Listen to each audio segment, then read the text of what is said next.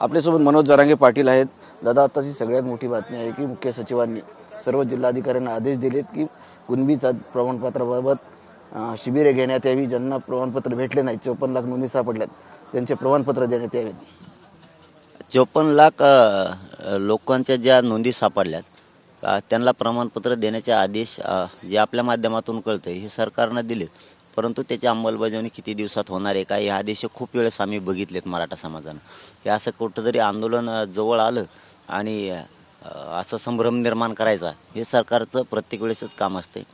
कारण तुम्हाला 20 जानेवारीच्या आत हे प्रमाणपत्र 54 लाख सगळ्यांना द्यावे लागणार आहेत।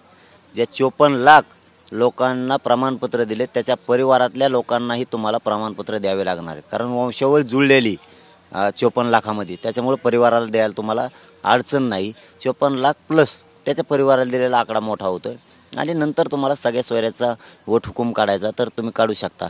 परंतु जो आदेश आज केला आहे त्या आदेशाची अंमलबजावणी किती दिवसात होणार आहे हा मोठा प्रश्न आहे।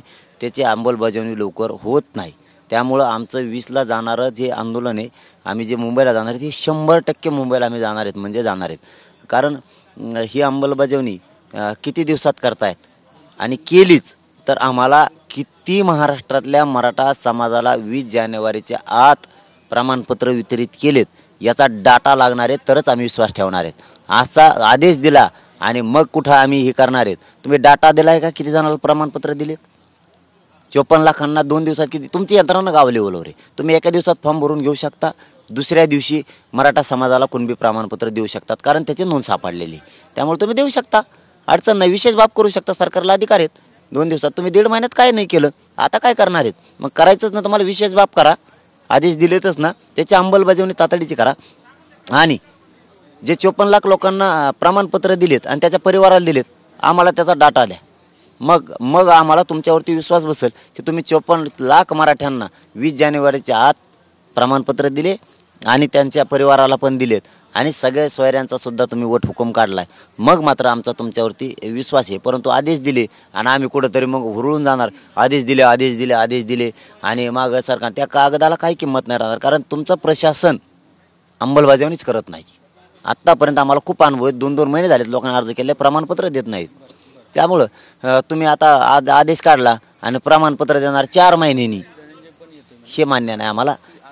अंमलबजावणी किती दिवसात होणार एक, आणि दुसरं तो डाटा 20 जानेवारीच्या आत इतके प्रमाणपत्र दिलेत याचा डाटा आम्हाला तुम्हाला 20 जानेवारीच्या आत द्यावा लागणार आहे। परंतु आता राज्यभर शिबिरे घेतली जाणार आहे, त्याच्यामुळे प्रमाणपत्राचं मोठ्या प्रमाणात वाटप होणार आहे, याच्याकडे कसं बघता? इथून मागे 1.5 महिन्यात कमी नाही केलं, आता करा, काय हरकत नाही। 20 जानेवारीच्या आत काय करायचं ते 20 जानेवारीच्या आत करायचं। 54 लाख लोकांना प्रमाणपत्र 20 जानेवारीच्या आत वाटले, हे डाटा आमच्याकडे घेऊन या आणि प्रमाणपत्र त्याच्या परिवाराला दिलेत हाही डाटा घेऊन या आणि सगळ्या सोयऱ्यांचा सुद्धा वट हुकूम घेऊन या, आम्ही विचार करू। जर 20 जानेवारीच्या आत हे झालं, जो 54 लाख नोंदी ज्यांच्या आहेत त्यांना प्रमाणपत्र दिलं, तर मुंबई जाणं कॅन्सल?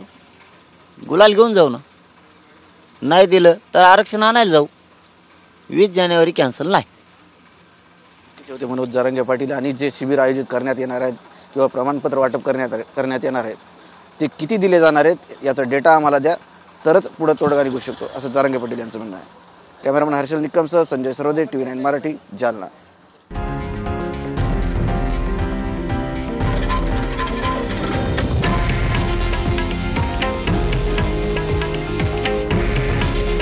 हे आहे देशातील नंबर 1 न्यूज नेटवर्क आणि आपण पाहत आहात TV9 मराठी।